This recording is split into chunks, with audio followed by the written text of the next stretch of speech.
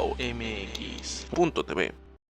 Vamos a continuar con la siguiente participación del ingeniero Juan Manuel Espinosa Aranda, quien es director general del Centro de Instrumentación y Riesgo Sísmico en México, conocido como el CIRES, del cual rápidamente compartiré su síntesis curricular. El ingeniero Espinosa Aranda es ingeniero mecánico electricista.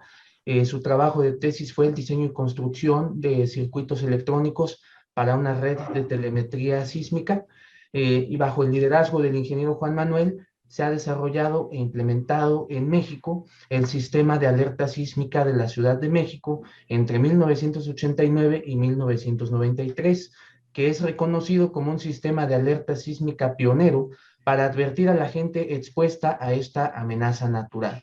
Después de este logro, entre 2000 y 2003, el CIRES desarrolló el sistema de alerta sísmica del estado de Oaxaca en México, y actualmente, gracias a la iniciativa de autoridades de ese mismo estado, del gobierno de la Ciudad de México y con la participación de la Secretaría de Gobernación, desde 2012 México dispone el llamado Sistema de Alerta Sísmica Mexicano, mejor conocido como SASMEX. Pues sin más, ingeniero Juan Manuel, adelante con su presentación, cuenta con 20 minutos también. Gracias. ¿Me pueden decir si estamos a cuadro con ustedes? Sí, todo muy bien. ¿Aquí cambio? Sí. Sí, cambia. Bueno, muy amables. El terremoto de 1985 era un terremoto que se esperaba, pero debió haber ocurrido en la brecha de Guerrero.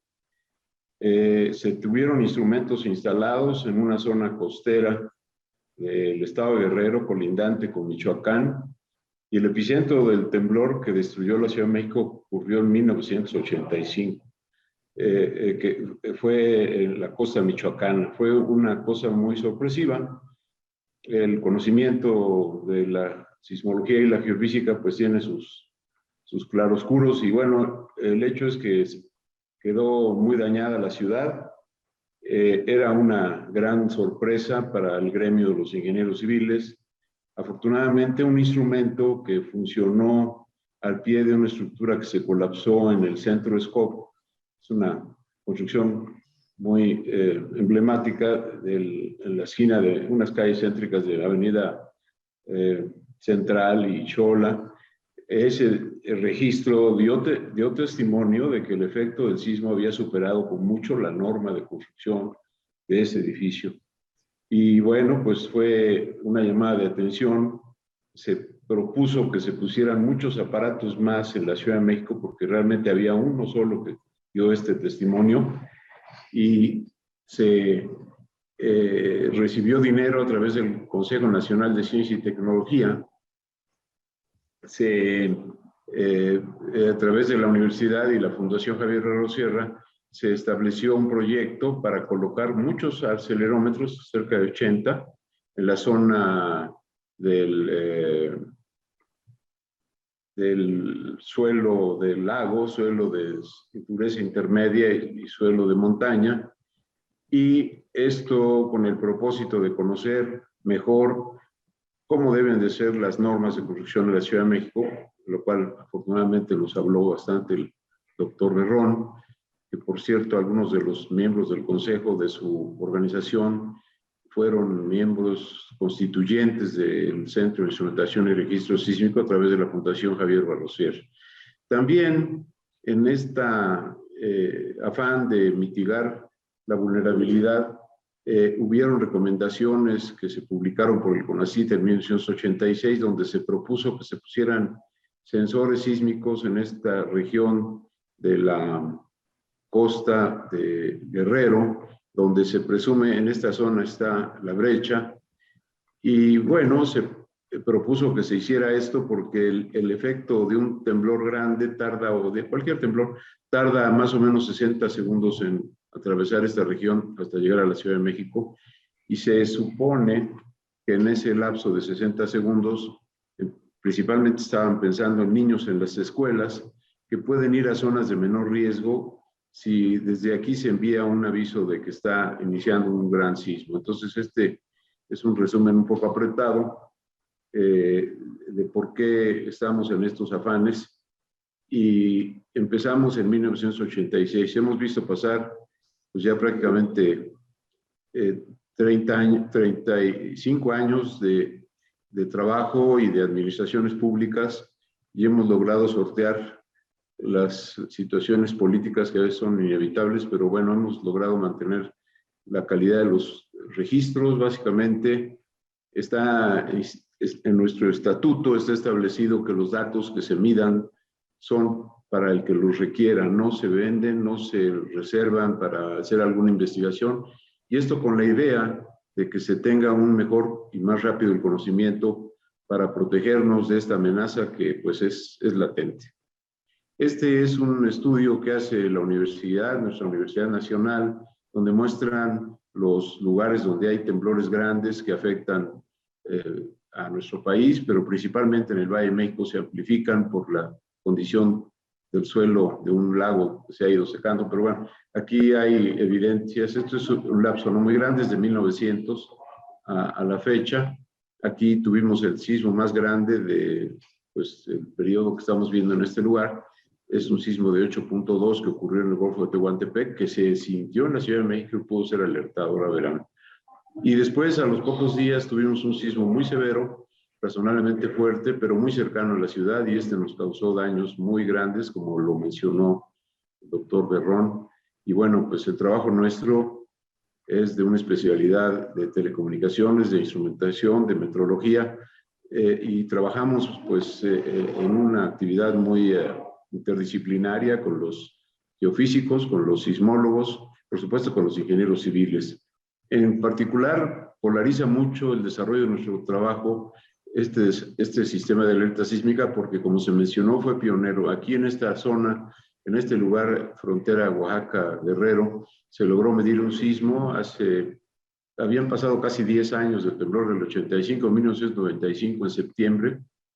Un día 14 de septiembre se da un gran sismo en este lugar y se logra alertar en la Ciudad de México, y se volvió un sistema pionero desarrollado por ingenieros mecánicos y electricistas especializados en telecomunicaciones y en toma de datos.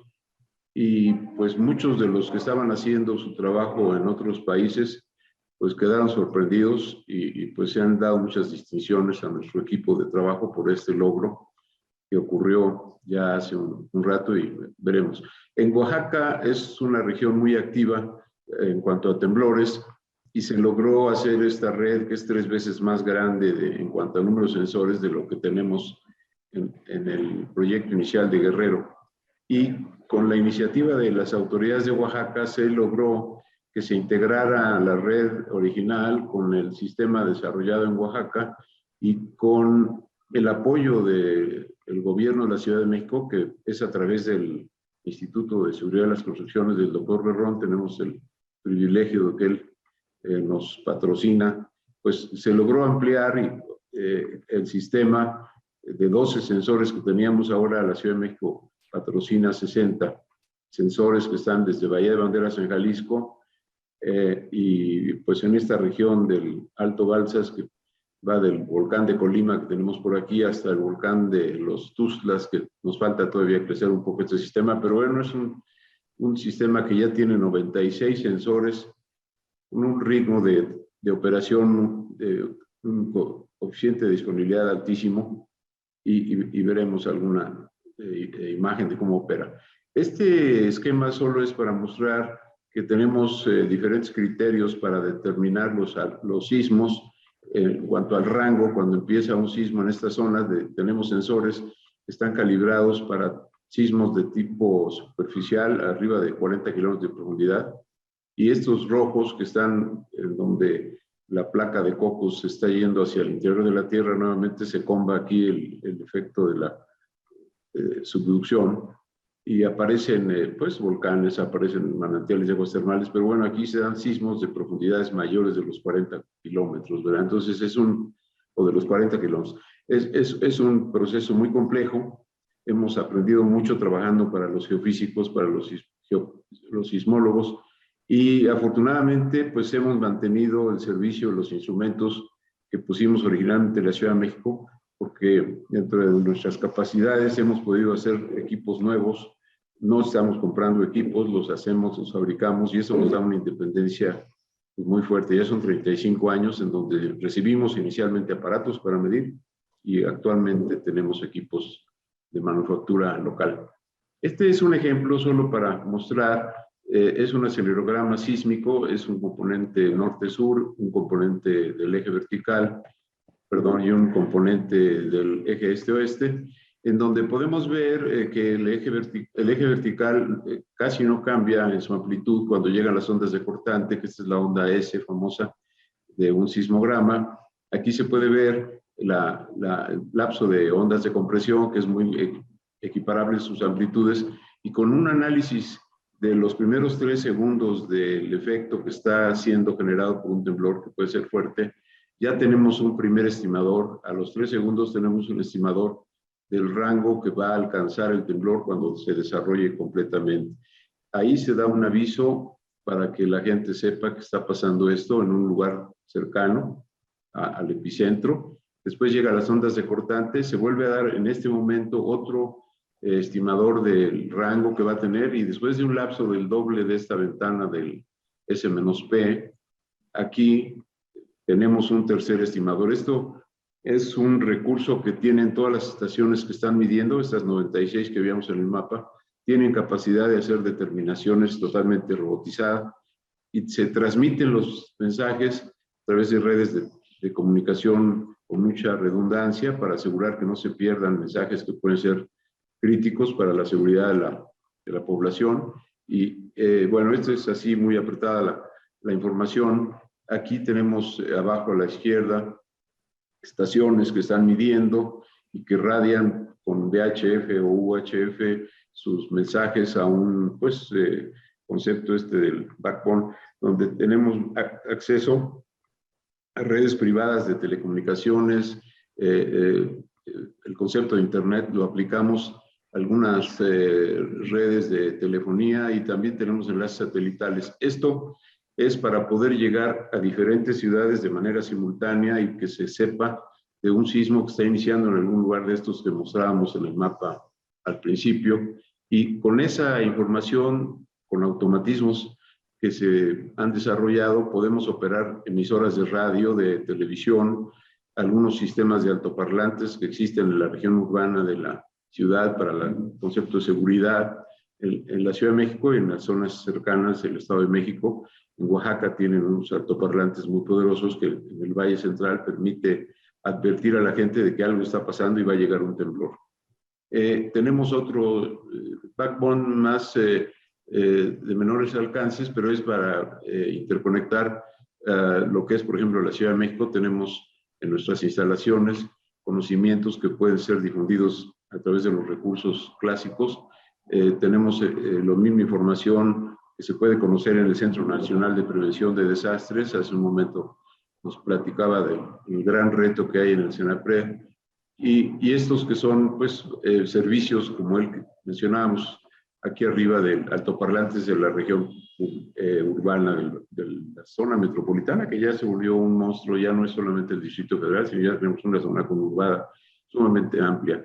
Aquí hay varios mensajes que veremos adelante. Vamos a mostrar cómo funciona el sistema en caso de un sismo. Y esto es un conocimiento en automático que permite a las autoridades, a los grupos de colegios de ingenieros, a un conjunto de gente muy especializada, que cuando hay un temblor tienen que poder ir al campo a hacer inspecciones, a pasar rápidamente un censo de daños aparentes o daños medidos que pueden ser usados ya por las autoridades para poder buscar la mitigación de los desastres. En la Ciudad de México, si un sismo no muy grande ocurre a menos de 250 kilómetros, puede ser alertado, dependiendo de su severidad. Si es una ventana, en un intervalo de 100 kilómetros de diferencia, si son de arriba de 5,5 las determinaciones, con estas estaciones que están aquí en esta franja amarilla, se podría estar dando un aviso de alerta. Y si el sismo es mayor de 6 y ocurre fuera de estas distancias, ya es alertado de manera federal, incluyendo la Ciudad de México.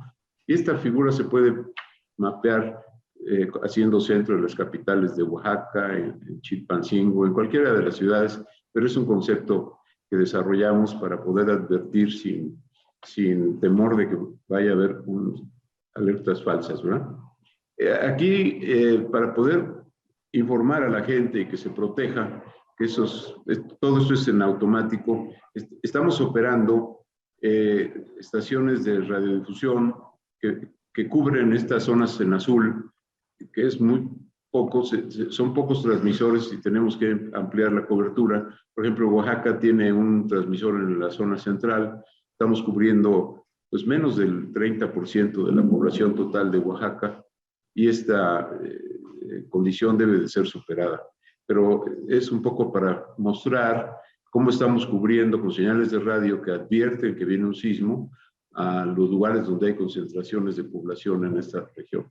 Desarrollamos un sistema, un receptor con base en tecnología que se usa en otros países de Norteamérica.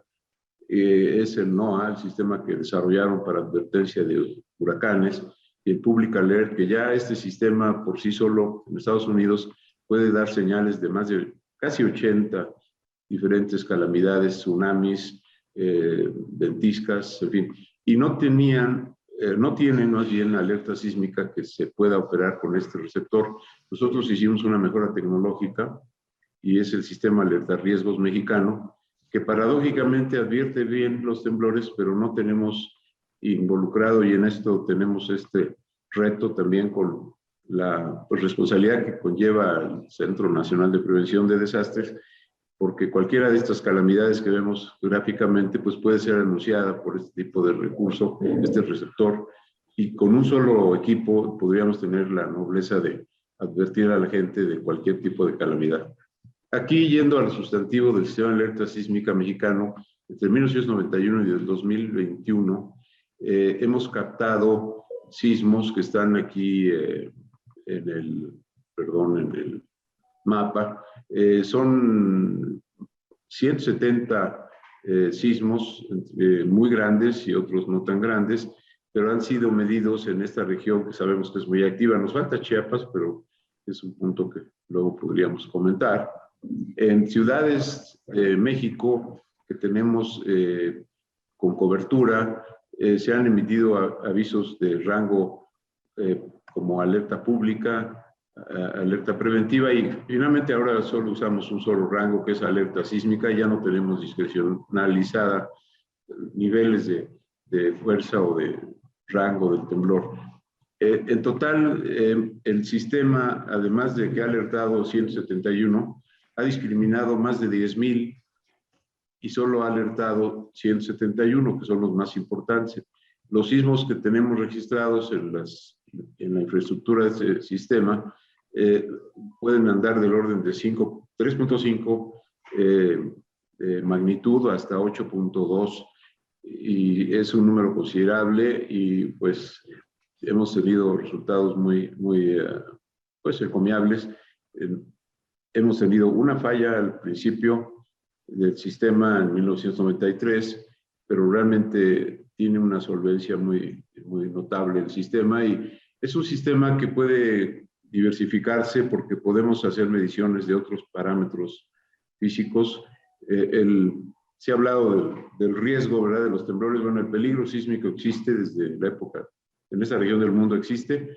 Todas las culturas han dejado testimonios fantásticos de su pues, cercanía con esta amenaza, y bueno, es una herramienta muy valiosa. 2 minutos, ingeniero. ¿Perdón? 2 minutos. Sí, la ciudad tiene ya una norma que respalda, y bueno, quiero que vean cómo es que funciona el sistema. Aquí vamos a ver, inicia un sismo en Guerrero, ya está alertado en diferentes lugares en la federación, y esta es la onda S que va a llegar a la Ciudad de México cuando sean casi 70 segundos, como pueden ver. Aquí se están mandando datos que contempla la universidad, son los estimadores del rango del temblor, están siendo transmitidos de manera automática, y esto ayuda mucho para que la autoridad pueda tomar medidas y puedan ser enterados a través del ámbito universitario. Este es el monitor de la operación del sistema de alerta. Lo vamos a detener para avanzar y les muestro los acelerogramas registrados. Aquí podemos ver los tiempos de oportunidad. Aquí se puede ver cerca de donde está alertado el temblor del 7 de septiembre pasado, que fue un sismo muy severo, que nos dio pues más de 70 segundos. Aquí tenemos la Ciudad de México y Puebla. El tiempo después del alertamiento alcanza ese número de segundos. Y por solicitud del doctor Berrón, del área del grupo de la Ciudad de México, autoridades pidieron que se generara un mapa. Cuando empieza a sonar la alerta, en el teléfono de algunos funcionarios aparece esta figura y le dice dónde está el epicentro del temblor que está ocurriendo. Esto ayuda mucho para saber si tenemos más o menos oportunidad para actuar. Cuando pasa un lapso de que ya se supone cruzó el efecto sísmico en la ciudad, con la red de instrumentos que hablamos al inicio, se puede tener el famoso aceleración pico medida en el terreno, y con esta información los funcionarios pueden ir a los lugares críticos donde se pudo haber percibido con mayor severidad el sismo. Este es un esquema que permite ver, inicia el sismo en dos sensores que se captan. En este instante se dispara la alerta y en cosa de 2 segundos del orden se están echando a andar todos los equipos de difusión de audio para que la gente se proteja. El mapa que estábamos viendo ocurre en automático y este es una función POP que llega a los teléfonos vía WhatsApp y aparecen al segundo 5 después de que se abrió la alerta ya aparece una figura que es de antigua creación, pero es muy útil para que la gente sepa por qué está sonando la alerta. Echamos a andar aquí en el segundo 15 un sistema acelerométrico digital para estructuras que permite al responsable de seguridad estructural tener datos de la respuesta de cualquier edificio que tenga esta instrumentación. Si hay cambios en el periodo natural de un edificio, antes medido previo a un evento sísmico fuerte, el responsable de seguridad estructural podría saber que hay un cambio en la frecuencia dominante de una estructura y pedir que se inspeccione o autorizar que se siga usando si es que no se observan cambios notables. Esta es la red de acelerómetros que hablábamos, es el origen de nuestro trabajo. Y en nuestro sitio de la institución tenemos también información que se abre. Al pasado un poco de 2 o 3 minutos máximo de que se disparó la alerta, aparecen estos mapas que hablábamos para que los funcionarios puedan protegerse o puedan saber a dónde ir para atender la emergencia. Y bueno, pues quiero agradecer, por supuesto, que arrancamos a las autoridades, al ingeniero Méndez Cuevas, por supuesto al doctor Landeros, que es presidente de la PADI, a Alfonso Domínguez de la UMAI y a Óscar Berrios Gutiérrez, presidente del Comité Técnico del PADI Gestión de Desastres Naturales. Es importante la oportunidad que nos han brindado y espero que les mueva preguntas. Gracias. Muchas gracias al ingeniero Juan Manuel por esta exposición, por este resumen muy rápido del sistema de alertamiento sísmico que tenemos en nuestro país, que el solo sonido de la alerta ya nos tiene bastante sensibles, cuando menos a la población de la capital del país y del sureste mexicano. Vamos a continuar con la siguiente intervención de la ingeniera Zulma Estela Pardo, que nos va a hablar acerca del incremento del riesgo por el cambio climático en Colombia. Cabe la pena decir que la ingeniera Zulma es presidenta de la Asociación de Ingenieros Civiles de la Universidad Nacional de Colombia. Ella es ingeniera civil, cuenta con un magíster en estructuras por la Universidad de Colombia, es especialista en gerencia de obra de la Universidad Católica de Colombia, especialista y magíster en técnicas de investigación de campo aplicadas a la educación de la Universidad Pedagógica también de Colombia. Es gerente de la empresa ZJ Ingenieros Estructurales, vicepresidente segunda de la Academia Panamericana de Ingeniería, miembro de las juntas directivas de la Asociación Colombiana de Ingeniería Sísmica y la Asociación Colombiana de Ingeniería Estructural. Es presidenta electa de la Asociación de Ingenieros Civiles de la Universidad Nacional de Colombia para el periodo 2022-2023 y profesora de cátedra de estructuras de acero y concreto en la Pontificia Universidad Javeriana y de la Universidad Distrital Francisco José de Caldas en Bogotá. Pues bienvenida, ingeniera Zulma, gracias por su participación. Le la recordamos bien por el evento último de Mujeres en la Ingeniería, donde también le felicitamos desde México por esa brillante participación que tuvo. Adelante, por favor. Bueno, buenas noches. Esta charla yo voy rápido también porque tenemos 20 minutos, entonces esto tiene tres partes. La primera es esta, que es muy corta, entonces me encomendó el presidente de la Sociedad Colombiana de Ingenieros que les trajera el saludo, que se excusaba por no poder haber asistido porque tenía otro compromiso hace meses en este mismo horario y que él sigue comprometido con el Comité de Riesgo y Desastres de UPAD. Segunda parte, en la segunda parte vamos a hablar del riesgo por el cambio climático en Colombia, entonces son varios mapas los que vamos a ver. Yo me pasé una presentación en PDF porque como ha habido bastantes problemas tecnológicos, entonces así no los tenemos y esta presentación sí hay que estarla mirando. La última parte les voy a presentar unas estadísticas de encuestas que hemos recogido al interior del comité de UPAD de riesgo para mirar qué temas se deben acometer primero. Entonces, en la parte de Colombia, ya en el 2001 existía esta primera comunicación nacional ante la Convención del Marco de las Naciones Unidas. Todas estas referencias están libres para descarga en internet y hay otras que les puse los links aquí en esta presentación para que las puedan acceder. Ingeniera Zulma, ¿tendría problemas si podemos ver el PDF en pantalla completa? Ahí en la parte superior. Lo que pasa es que estoy mirando para que no pase lo mismo que los otros conferencistas. Ajá. Entonces, a ver, se lo puedo hacer más grande en este momento. Ok, André, ahí. ¿Listo? ¿Ya les quedó más grande? Sí, ya la vemos ahora sí. Es que yo estoy viendo aquí dos pantallas. ¿Listo? Sí, ahí ya les quedó más grande. ¿Listo? Perfecto, ya está. Sí, para que la voz vaya con lo que estamos mirando porque son puros mapas. Entonces, existe otro documento donde ya se está hablando de cómo está afectando los peces y los corales en la costa del Caribe colombiano. Este también está disponible. Esto es un encuentro de la Red Colombiana de Mujeres Científicas que estos 3 días en el canal de YouTube lo pueden sintonizar. Hay jornadas por la mañana y por la tarde. Está abordando el tema del cambio climático desde diferentes ópticas.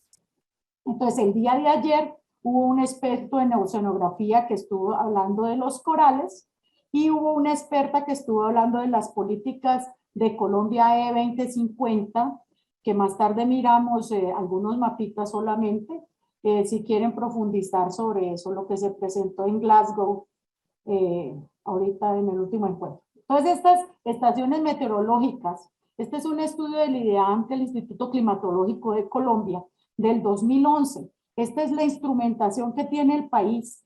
Y como ustedes ven, pues en esta zona de acá que corresponde a la Amazonía y la Orinoquía de Colombia, pues hay poca instrumentación porque toda la población de Colombia, o la mayor parte de la población, se centra aquí en lo que se denomina la región andina. Entonces, analizando datos de 50 años, y estas son las estaciones que hay, se analizaron datos de precipitación y temperatura. Entonces, las flechitas azules que son subiendo indican aumento en las precipitaciones fuertes y pues en las que vienen en rojito son disminución en lluvias. En temperaturas máximas, entonces se ve que hay un calentamiento en la parte instrumentada en la zona andina y en la zona caribe. En temperatura mínima también ha habido aumento del clima en el análisis de los últimos 50 años. Entonces tengan en cuenta que esto es el IDEAM en el 2011, ¿no? Que está diciendo esto. Las regiones de Colombia son estas. Entonces, el país se divide en esta pacífica, que es la del mar, del Océano Pacífico, la Caribe, que corresponde al Atlántico, la Andina, que es donde están las tres cordilleras principalmente de Colombia, la Orinoquía, que son llanos, y la Amazonía, que es más que todo selva. Entonces, analizando 67 estaciones en alturas de 2 metros hasta 80 metros de colocación del instrumento y haciendo valores para 10 metros de altura en el mapa, teniendo en cuenta este sistema de anemómetros que hay en Colombia, instrumentación, en el 2019 salió el Atlas de Viento. Yo solo les voy a mostrar un mapa, porque hay muchos. Entonces, pues, en el link del Atlas de Viento pueden mirar eso. Entonces, aquí, ¿qué pasa? Tenemos velocidades que están variando entre 21 kilómetros por hora hasta 140 kilómetros por hora, y como ven, las zonas rojas son las que más viento están experimentando. En donde va a haber más cambio, va a ser en esta zona, en la zona del Atlántico, es donde se va a ver más cambio. Y aquí, como ustedes ven aquí en el Pacífico colombiano, casi no hay una afectación grande por vientos, y aquí esta zona que hay aquí es la que hay entre las cordilleras. Entonces aquí en el Pacífico hay una cordillera que se llama la occidental para nosotros, o luego viene una que es central, que es la que pasa por acá por Bogotá, ¿cierto? Y hay otra que es oriental, la que se va hacia Venezuela. Entonces se encajona el viento y eso corresponde a este lado que están viendo aquí. El mapa para diseño eólico de la norma sismorresistente colombiana, entonces esto es NSR. En el 98 existe este mapa que fue el mismo que se utilizó para la NSR 10. Entonces el mapa de diseño para estructuras está variando los vientos entre 20 y 130 kilómetros por hora. Entonces, y no cambió de la NSR 98 a la 10. En la Asociación Colombiana de Ingeniería Sísmica, debido a los cambios que yo observaba, yo manifesté a junta directiva, en ese momento estaba en junta directiva, y presenté con números cómo nos iba a afectar las construcciones eso, porque nos estaba aumentando la presión del viento por el cambio de las velocidades. En ese momento, pues yo no conseguí mayor apoyo, y pues eso pasó en el 16, y aquí pues llegó IOTA en el 20, ¿y qué pasó? Pues que atacó las islas, los territorios insulares, los que están en el Atlántico. Entonces, estas dos islitas, San Andrés y Providencia fue el que estuvo más afectado. Entonces, está en un plan de reconstrucción Providencia. Porque pues hubo vientos grandes y la reconstrucción se está haciendo para 200 kilómetros por hora, y miren los vientos, estos son los medidos con instrumentos en este momento, llegan hasta 140 en continente. Entonces, eso ha aumentado bastante en territorios insulares. Entonces, en el informe 2011 del IDEAN se veía que la población se iba a afectar, el 4% de la población colombiana, por el cambio climático, que se iban a afectar 37 resguardos indígenas en el Pacífico, 2 resguardos indígenas en el Caribe, el 75% de la zona industrial de Barranquilla. Barranquilla es uno de los principales puertos en el Caribe de Colombia, lo mismo que Cartagena. Los principales puertos son Cartagena, Barranquilla y Santa Marta. En la zona de Cartagena se iba a afectar el 99.7% de la zona industrial de Cartagena, y en la red y la infraestructura vial terrestre pues iba a haber una afectación del 44%, porque iba a ser altamente vulnerable, el 5% iba a ser medianamente vulnerable, y que tenía una vulnerabilidad baja del 22.7%. Este es el informe que se sacó para presentar en Glasgow, de la estrategia climática de Colombia para el 2050, para cumplir el Acuerdo de París. Entonces, en términos generales, lo pueden ver aquí en esta conferencia, de qué constan los capítulos. El libro lo pueden descargar en este link. Ahí salieron otros mapas de viento. Voy a mostrarles los de viento. En función de los parámetros del IPCC y del forzamiento radiactivo, entonces vamos a ver gráficas en función de RCP, ¿cierto? De las trayectorias de concentración de concertación representativa. Entonces, si es 2.6 es porque inmediatamente se implementan todas las políticas, 100% de las políticas de cambio climático, y cuando es 8.5 es cuando no se hace nada. Se sigue tal cual estamos funcionando hasta el momento, y 4 y 6 significa que se aplican unas y se dejan de aplicar otras. ¿Sí? Y esto es el porcentaje en partes por millón de dióxido de carbono. Entonces, están para precipitaciones, los mapas muestran, aquí está para el 2040, para el 70, para el 99, en precipitaciones, entonces, ¿cuánto se reduce? Si soy rojita, se me redujo la precipitación, entonces, todas estas zonas van a sufrir en Colombia si no se hace nada, ¿cierto? Este es el peor escenario, no se hace nada, entonces en el 2099 uno comenzaría a ver esto, en el 2040 comienza a ver aquí incipiente en La Guajira, en el 2070 comienza a ver esto. Si lo vemos en un escenario donde se aplican 100% las políticas, pues aquí se ve que no hay ya rojitos. Si se aplican parcialmente, aquí en la zona Caribe comienzan a disminuir las precipitaciones. En el temperatura, se aumenta hasta 5 grados si no se hace nada, y miren que es todo el país, principalmente en la zona donde está la Orinoquía y la Amazonía. Si se implementa, bueno, esto es 2040 y esto es 2090, 99. Si se implementa 100% las políticas, el territorio mantiene un poquito verdecito, y mirando la escala, estamos por aquí, por 0.4 grados. Y si estamos intermedios, pues se comienza a ver calentamiento.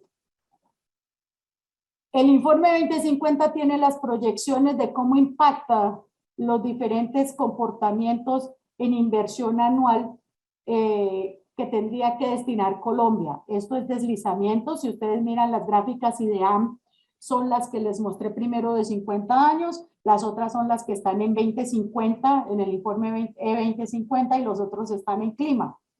Entonces aquí tenemos las variaciones del impacto en deslizamientos.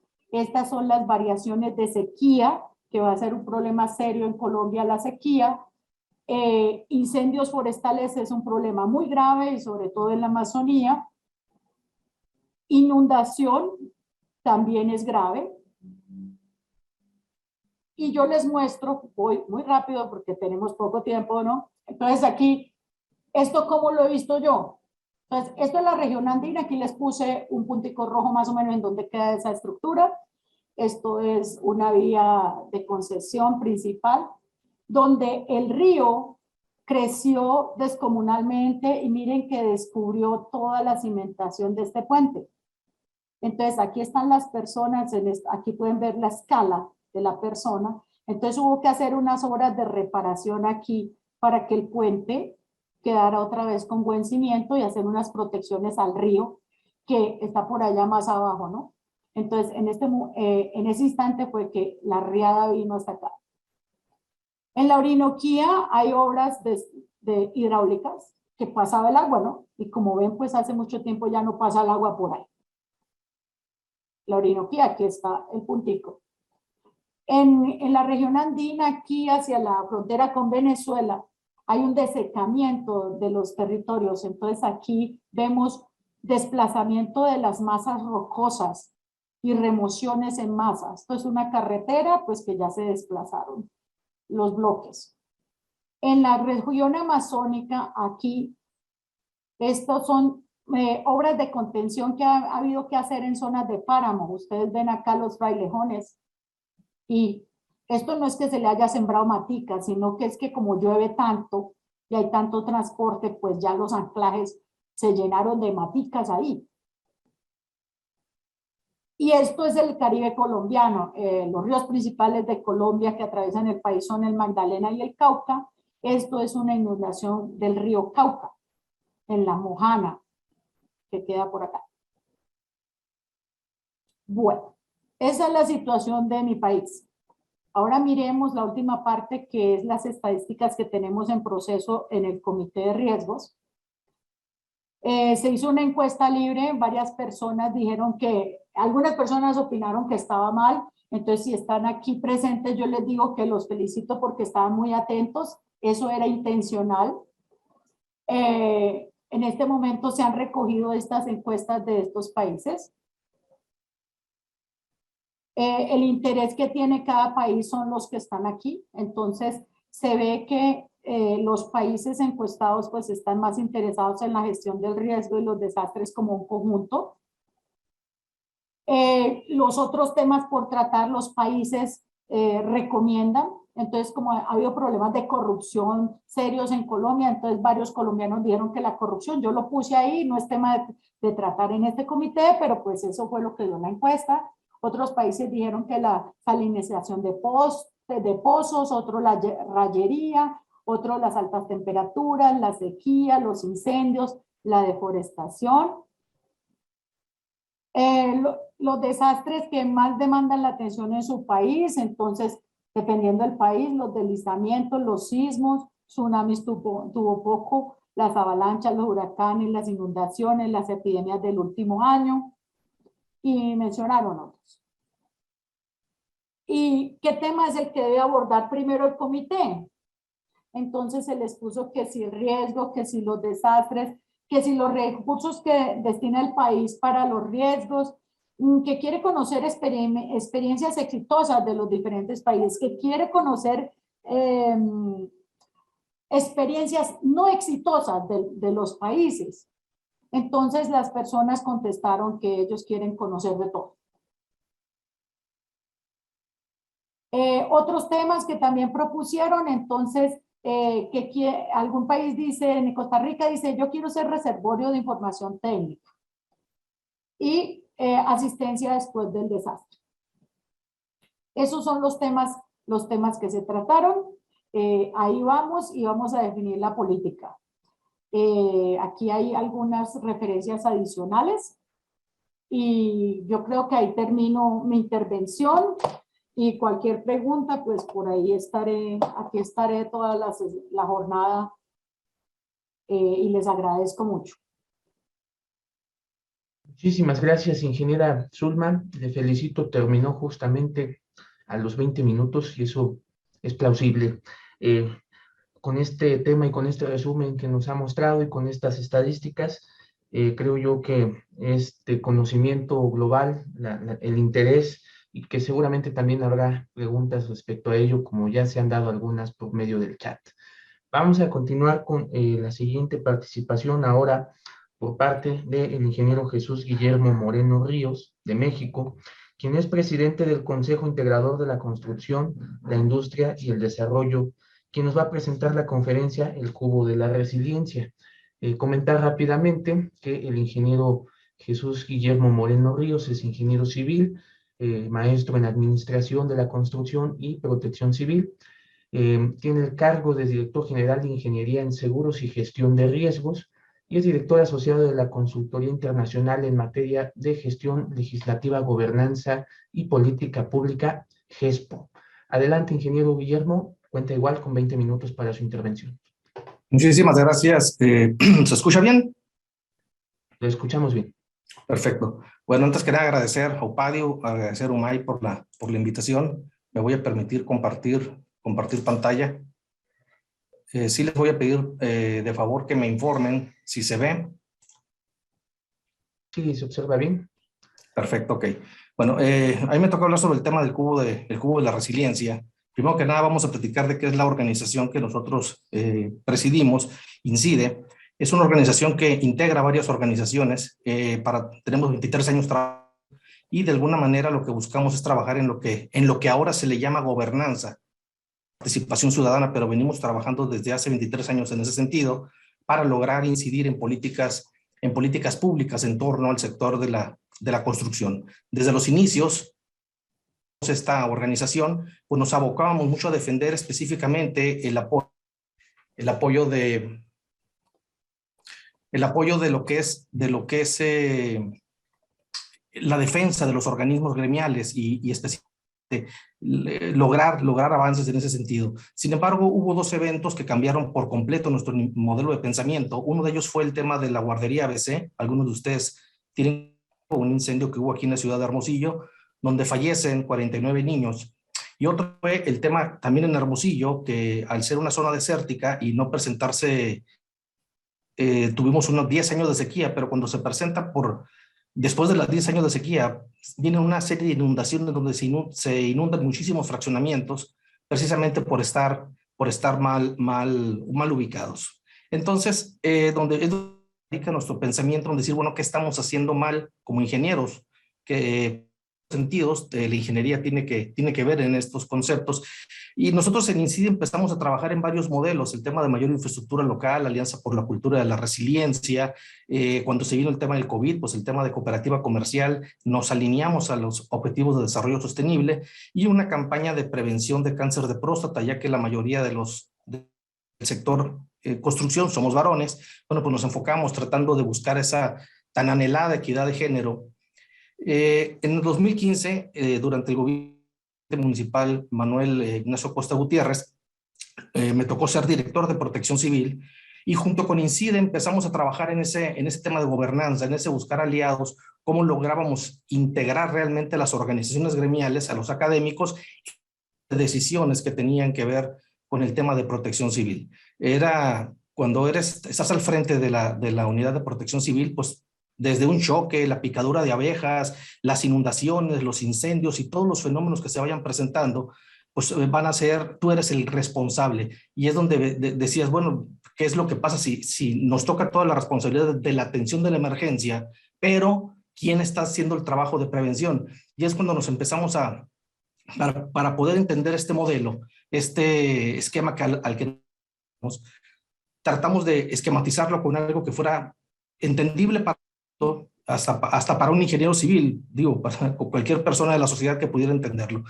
Y nos dimos cuenta que cada uno de las personas, de los entes que participan en la toma de decisiones, desde la ciudadanía, la cultura, el derecho humano, la política, el aspecto financiero, el aspecto técnico, pues cada uno defiende su cara y defiende su cara empático, sincero, holístico a la hora de la toma de decisiones y afectas a los demás. Y en cada giro que tú vayas dando, si lo ves así gráficamente, vas a afectar a los demás. Ahorita escuchaba con atención las ponencias y existe un divorcio total de lo que es el desastre y de lo que es la ingeniería.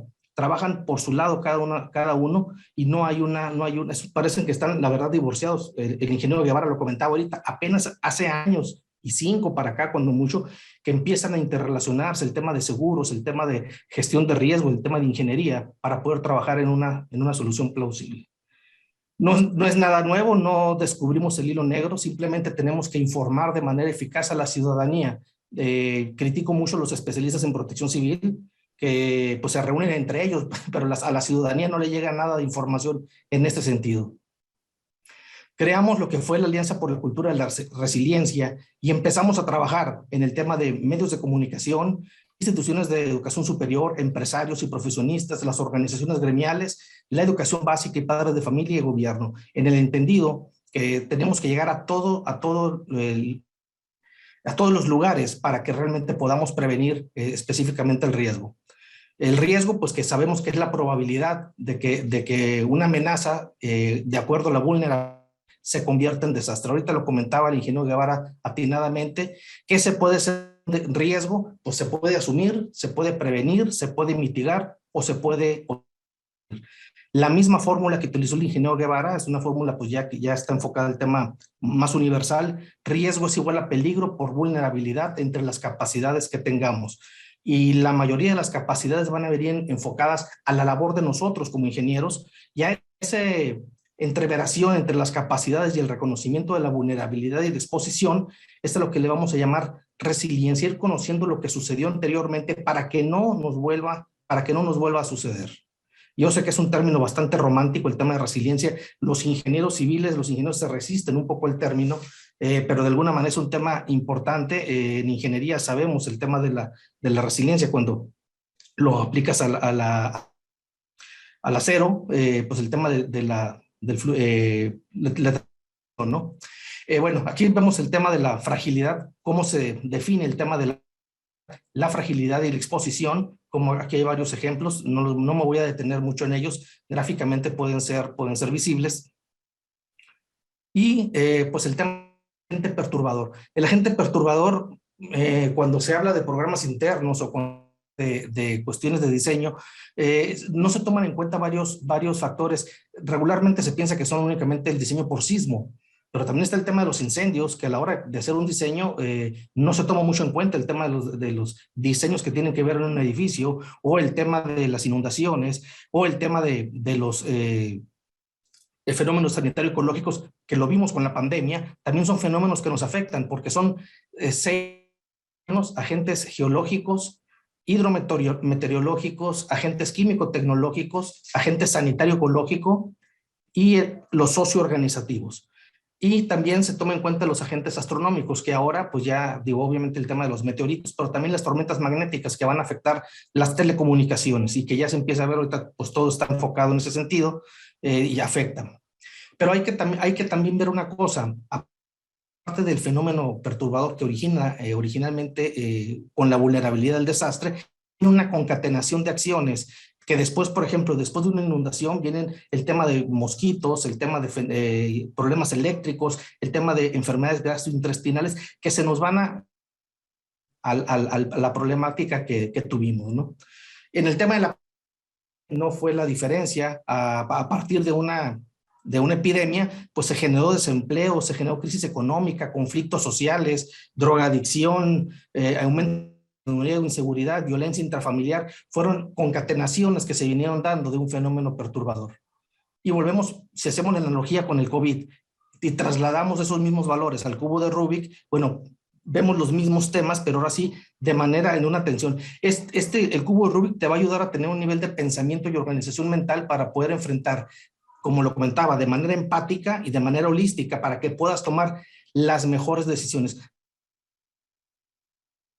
preocupamos por las obras, por la ejecución de las obras, pero no nos preocupamos el antes y el después de las mismas. Eso se los comento mucho a mis alumnos de ingeniería civil, de que debemos de ver el antes y el después, para qué son, cómo se planeó. Incluso comentaba ahorita en el grupo del chat, hubo una presidenta municipal que tuvo la osadía de querer eliminar, por una cuestión de mejora regulatoria, eliminar el diagnóstico de riesgo de la licencia de construcción, y metió la iniciativa al Congreso del Estado. Obviamente, como incide, nos opusimos rotundamente a que eso sucediera. Y aquí vemos el tema del COVID, por ejemplo. Inmediatamente, es un ejemplo claro, cuando se presentó el tema del COVID, inmediatamente se quiso arreglar el tema de salud con el cubrebocas, etcétera, pero no se tomó en cuenta el tema económico, e inmediatamente vino un rebrote. Y eso lo comento, cuando arreglas únicamente tu cara sin tomar en cuenta las demás, a la semana se vino el tema económico y trataron de arreglar el tema económico y se vino un rebrote de los problemas de salud. Entonces, los que van a tomar decisiones deben de ver todo de manera holística, todas las caras, tener esa capacidad de ver todas las caras en el tema de la resiliencia. Y obviamente, pues la resiliencia, que es el tema de, regularmente la gente dice que es caer y recuperarse, y no. Si te caes y te recuperas, es únicamente una recuperación. El tema de la resiliencia aquí ponemos algunos ejemplos de resiliencia, pero el tema de resiliencia tiene que ver con no solo caer y recuperarse, sino levantarse. Es como, yo pongo el ejemplo que es como si tuvieras una piedra en el camino. No solo es levantarte, sino es quitarla, es avisar, es capacitar para que más gente no se caiga, es observar, es aprender. O sea, es aprender a no caer, todo lo que conlleva. No únicamente caer y levantarse si te tropiezas con una piedra, sino hacer que nadie más se caiga. Ese es el efecto que debe de tener la resiliencia, que aprendiste de que eso sucedió y que además le va a volver a suceder. Pero ahorita comentaban también, el ingeniero Guevara comentaba, ¿no? Los desastres no son naturales. Efectivamente no son naturales, son solamente construidos, y los principales potencializadores del desastre son la ignorancia de personas que llegan a los cargos públicos, soberbia de algunos funcionarios también, o algunos empresarios, la estupidez humana que, como decía Einstein, aunque no me consta que lo haya dicho, pero todo el mundo lo dice, es más grande que le preguntaron que sí, que era más grande la estupidez o el universo, y dudaba de la segunda, ¿no? Que eran infinitas, perdón. El tema de la indolencia y el tema de la corrupción, que efectivamente el tema de la corrupción es uno de los temas que más nos impactan en el tema de nuestra carrera como ingenieros civiles. Ahora, dando al cubo de Rubik, estos fenómenos, bueno, hay maneras de contrarrestarlos. Cada uno de ellos tiene una contraparte: la ignorancia con capacitación, la estupidez con resiliencia, empatía, la soberbia con humildad, la corrupción con ética, la indolencia con gobernanza. Un dato que tiene que ver mucho es un tema de percepción social del también debemos de tomarlo en cuenta. Aquí puse un ejemplo desde 1 de marzo del 2020 hasta el día 1 de diciembre, o sea, ayer, donde poníamos 3 palabras en Google Trends, ustedes pueden ponerlas, y es lo que la gente está buscando en Google. Cubrebocas, cerveza y cuadernos. Y ustedes pueden ver que cuando inició la pandemia toda la gente buscaba cubrebocas. Posteriormente vino la recesión de cerveza y la gente superó por completo el tema de la cerveza, rebasaron el tema del cubrebocas y la pandemia ya les valió. Entonces es como empezamos a ver la percepción que la gente va a tener, riesgo que se va a enfrentar.